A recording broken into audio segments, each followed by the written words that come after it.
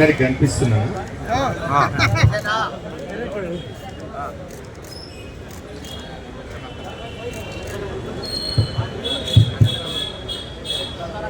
Comrade అందరికి కనిపిస్తుందా? వెనుకున్న వాళ్ళకు వినిపిస్తుంటే చేయలేపండి. అందరూ వాళ్ళకి వినిపిస్తున్నట్లేదు వెనక. ఫ్రెండ్స్, తెలంగాణ రాష్ట్ర వర్కింగ్ జర్నలిస్టుల యూనియన్ ఇవాళ సరిగ్గా 2 సంవత్సరాలు ఓపికగా వేచి ఉన్న తర్వాత పరిష్కారం కానీ తన సమస్యలు తీసుకొని వాళ్ళ సమాచార శాఖ కార్యాలయంలో ఈ నిరసన కార్యక్రమం ఏర్పాటు చేయడానికి కారణం ఏమిటో మనం కాదు ఆలోచించాల్సింది, ప్రభుత్వంలో ఉన్న పెద్దలు ఆలోచించాలి. నాకు బాగా గుర్తు, తెలంగాణ రాష్ట్రం సాధించుకోవడం కోసం ఉద్యమం జరుగుతున్న కాలంలో మీడియా యాజమాన్యాలను కూడా ధిక్కరించి వేల సంఖ్యలో జర్నలిస్టులు తెలంగాణ కోసమే తెలంగాణ జర్నలిస్టులు అని చెప్పి ఆనాటి ఉద్యమంలో భాగస్వాములైన విషయం పాల్గొన్న మనందరికీ తెలుసు. ఆ తర్వాత రాష్ట్రం వచ్చింది. రాష్ట్రం వచ్చిన తర్వాత నాకు బాగా గుర్తు, రాష్ట్రం వచ్చిన తర్వాత అప్పుడు కూడా సరిగ్గా ఒక 2 సంవత్సరాలు వేచి ఉన్నాం. 2014లో తెలంగాణ రాష్ట్రం ఏర్పడి తెలంగాణ రాష్ట్రం కోసం పోరాటం చేసిన ఉద్యమ సంస్థ రాజకీయ రూపం సంతరించుకొని అధికారంలోకి వచ్చిన తర్వాత కూడా 2 సంవత్సరాలు వేచి సరిగ్గా 2 సంవత్సరాలు పూర్తయిన సందర్భంగా 2016లో మనం ఇక్కడే ఒక ధర్నా నిర్వహించినాం.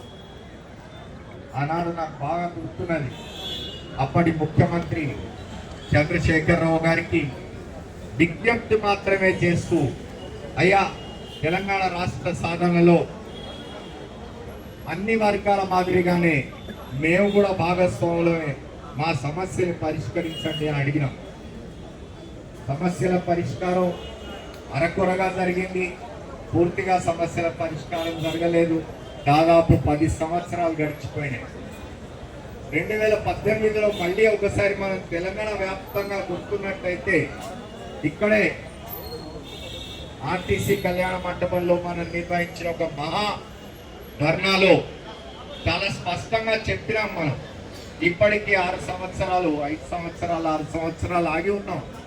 ఇదంతా ఎందుకు చెప్తున్నానంటే జర్నలిస్టుల ఓపిక గురించి మాట్లాడుతున్నాను నేను. అప్పటికి కూడా జర్నలిస్టుల సమస్యలు పరిష్కరించాలనే ఆలోచన మన ప్రభుత్వం చేయలేదు. మనం చాలా సమావేశాల్లో మాట్లాడుకుంటూ ఉన్నాం. ఇవాళ మనం ఇక్కడ ఈ ధర్నా నిర్వహిస్తున్న సమయంలో ఢిల్లీలో పార్లమెంట్ సమావేశాలు జరుగుతూ ఉన్నాయి. పార్లమెంట్ సమావేశాల్లో ఈసారి చాలా పెద్ద ఎత్తున ప్రతిపక్షాల నుంచి నిరసన రాబోతున్న ఒక సమస్యను గురించి ఇక్కడ మనం ప్రస్తావించుకోవాలి.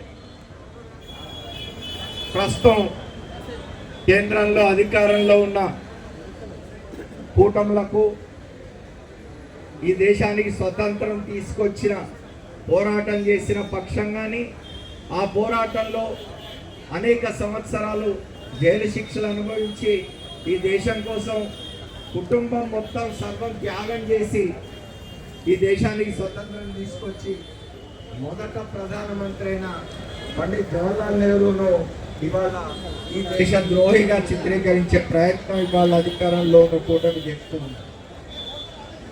పండిత్ జవహర్లాల్ నెహ్రూ ప్రస్తావన ఎందుకు తీసుకొచ్చినానంటే, ఆయన ఇక్కడ నిలబడ్డ జర్నలిస్టులు అందరూ, ఈ దేశంలో ఉన్న వేలాది మంది జర్నలిస్టులు ఇదొక ప్రత్యేక తెగ.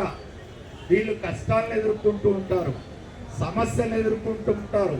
వీళ్ళు ప్రజలకు సత్యం చెప్పడం కోసం, సత్యాన్వేషణ చేసి సమాచారాన్ని ప్రజలకు అందించడం కోసం వీళ్ళు కష్టపడుతున్నారు. కాబట్టి వీళ్ళకి ప్రత్యేక చట్టాలు ఉండాలని చెప్పి ఆయన ఆ రోజున పండిత్ జవహర్లాల్ నెహ్రూ మొదట ప్రధానమంత్రి కాగానే ఆయన చేసిన కృషి ఫలితంగా ఆయన తీసుకున్న నిర్ణయాల ఫలితంగా వచ్చిన చట్టాలన్నిటినీ ఇవాళ కేంద్రంలో ఉన్న అధికారంలో ఉన్న ప్రభుత్వాలు మొత్తంగా కాలరా చేస్తూ ఉన్నవి, వాటన్నిటిని రద్దు చేస్తూ ఉన్నవి.